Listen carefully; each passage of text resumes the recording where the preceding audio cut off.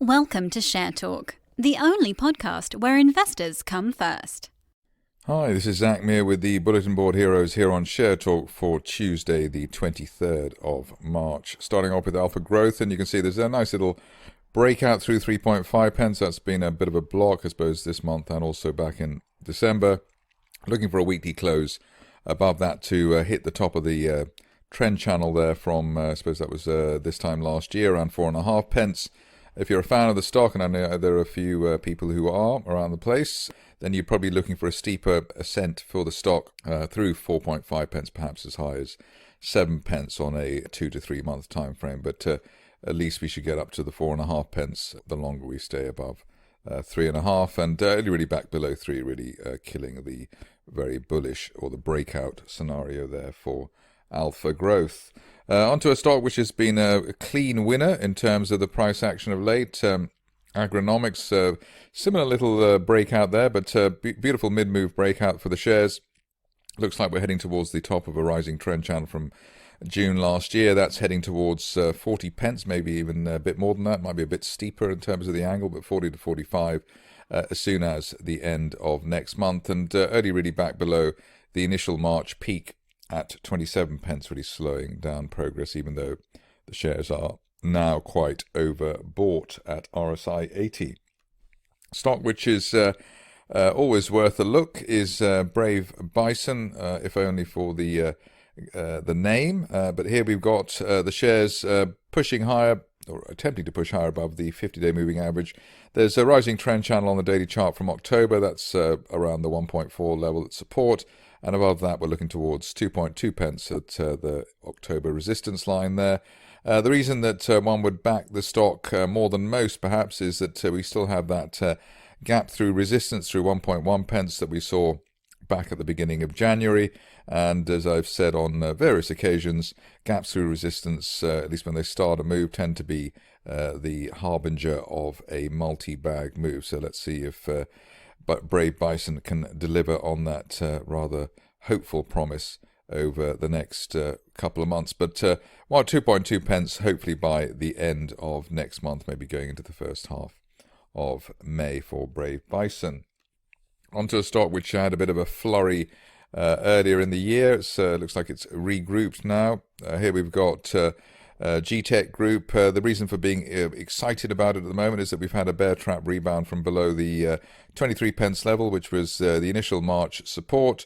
Seemed to have caught an uptrend line there from December at yesterday's low around 22 pence, but end of day close today above 23 pence should be enough to confirm that we're going to try and retrace some of the pullback from 45 pence plus last month.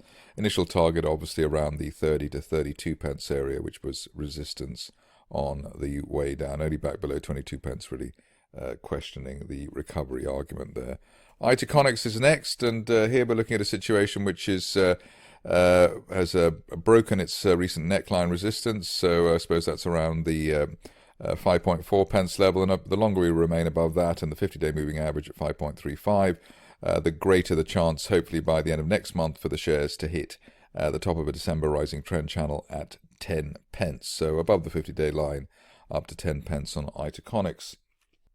Next up, we have a repeat of a recent chart that I looked at, Mycelx technology. Here you can see that we made good progress through 40 pence and through the top of that former target there, just around the 40 pence level at the top of a broadening triangle from September. While we hold above that particular level, looking for a fresh move to the upside, perhaps as high as that July resistance line projection, pointing at 66 or 67 pence by the end of next month. So looking pretty healthy in terms of the daily chart at the moment. Onto a stock which took an age to break higher. Obviously, it was news dependent. Here we've got Oxford Biodynamics, and not surprisingly, the shares gapped through the 50-day moving average, which is normally a good sign, but obviously in this case it's moved so fast it's a rather difficult one to play. What will be interesting to see here today is whether we get an end-of-day close back above that old peak at 106.90. If we can get an end-of-day close above that, then we could get a follow-on move towards £1.40, which is a resistance line projection from the early part of last year, in fact this time last year, on the daily chart. So a fresh break of 107, let's say, and the shares could get up to £1.40. Looking the other way, obviously, support area just below 90 pence before the announcement and at the turn of the year. So that's the obvious place that if you want to buy a dip, that would be the area to look for if we get it. A stock which has been rather less dramatic in the recent past, but looks as though it's building up strength for a new move to the upside. Orphan.